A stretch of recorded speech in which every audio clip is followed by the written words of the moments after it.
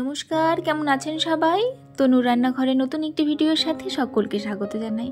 আজ আমি দেখাবো শীতের সব রকম সবজি দিয়ে কিন্তু কাতলা মাছের তেল চচ্চড়ি। তো প্রথমে আমি এখানে নিয়েছি একটা বেগুনকে লম্বা লম্বা করে কেটে, আর সাথে সামান্য একটু বাঁধাকপি, সেটাকেও আমি লম্বা করে কেটে নিয়েছি একটু মোটা করে।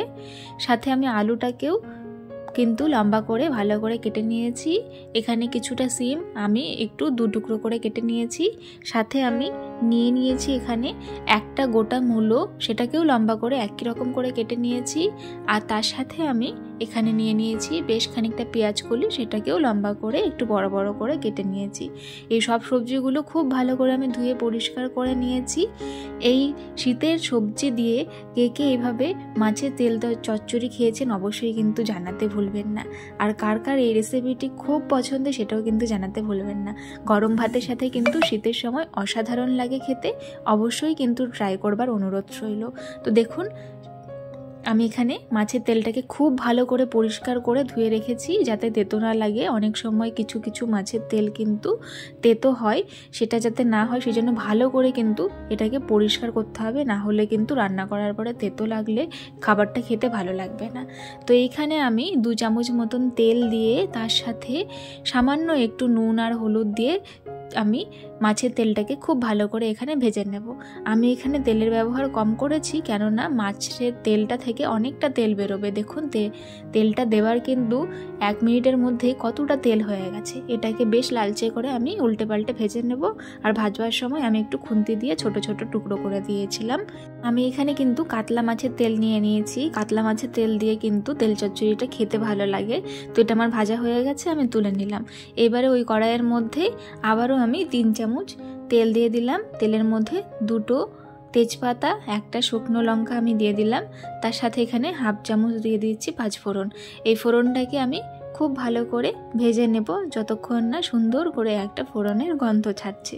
তো গন্ধ ছাড়া শুরু হয়ে গেলে ফোড়নটা বুঝতে হবে ভাজা হয়ে গেছে। তারপরে আমি ধীরে ধীরে সবজিগুলো অ্যাড করব।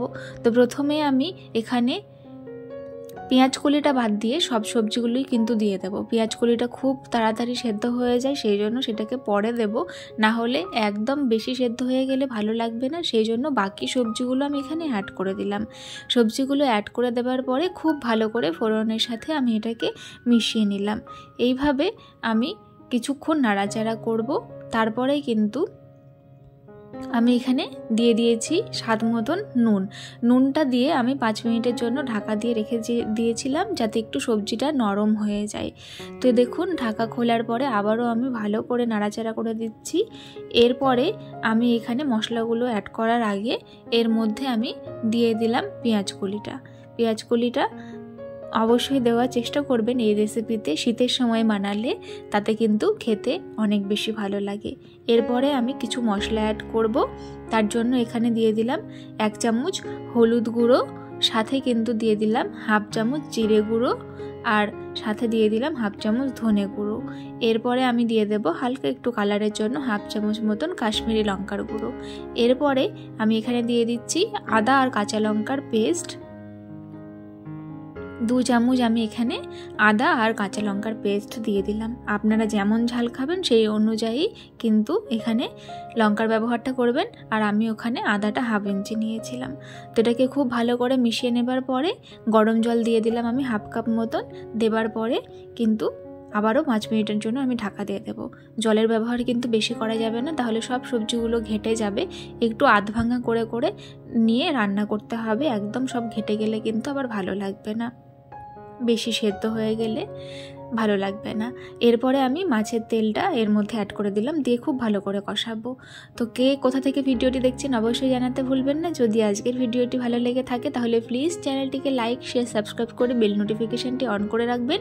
এতে করে আমার ভিডিও নোটিফিকেশান সবার আগে পেয়ে যাবেন। তো আমি এখানে আরও 5 মিনিট মতন ভালো করে কষিয়ে নিয়েছি।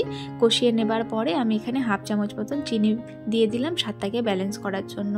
আর বিশেষ করুন, আমার মাছের তেলটা একদমই কিন্তু তেতো ছিল না, যার জন্য খেতে কিন্তু খুব ভালো স্বাদ হয়েছে। এটাকে এইভাবেই কষিয়ে কষিয়ে কিন্তু রান্না করে নিচ্ছি। তো নামানোর আগে আমি এখানে দিয়ে দিলাম 2টো কাঁচা লঙ্কা চিড়ে নিয়েছিলাম, সেই কাঁচা লঙ্কা দুটোকে দিয়ে দিলাম। এতে করে খুব সুন্দর একটা কিন্তু স্মেল আসে সবজিটার মধ্যে। তো কে কে এই রেসিপিটা এইভাবে ট্রাই করেছেন আমাকে জানাতে ভুলবেন না।